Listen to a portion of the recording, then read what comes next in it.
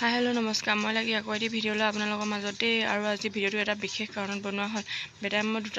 বেটাই মই দোকানৰ পৰা ঘৰলৈ আহি থাকোঁতে দেখিলোঁ যে দূৰৰ পৰা এগৰাকী মৰম লগা বাইদেউ তেখেতে দুজন মানুহক সহায় কৰি আছিল আৰু সেইবাবে ভাবিলোঁ ময়ো আপোনালোকৰ ভিডিঅ'টো শ্বেয়াৰ কৰোঁ। আৰু তেতিয়া বাইদেউগৰাকীৰ লগত ময়ো অলপ টাইম কথা পাতিলোঁ। কথা বতৰা পাতি জানিলোঁ যে বাইদেউগৰাকীৰ ঘৰ বোলে তিনিচুকীয়া আৰু বাইদেউগৰাকীয়ে কাপোৰৰ টোপোলা এটা লৈ আহিছিলে আৰু সুধিলোঁ আৰু কি কাৰণে এনেকৈ কাপোৰৰ টোপোলাটো লৈ আহিছে বুলি। তেতিয়া বাইদেউগৰাকীয়ে ক'লে সোণাৰীৰ ফালে পানী হৈছে আৰু তাৰে কাৰণে মই অলপ সহায় আগবঢ়াওঁ বুলি বোলে কাপোৰখিনি আনিছিলে বোলে। আৰু কাকো বিচাৰি নোপোৱা দেখি দাদা আৰু নবৌজনক লগ পাই কিনে কাপোৰখিনি দিলে। আৰু দেখিছেনে ইমান ধুনীয়া ধুনীয়া কাপোৰ আছে। আৰু এইবোৰ দেখিছেনে দাদাহঁতি কি কৰে বুলি সোধোতে দাদাহঁতি কৰে আমি বোলে কাবাৰীত দিওঁ আৰু কাবাৰীত দি বেচি মেলি আমি ইয়াৰ পৰা চলি থাকোঁ।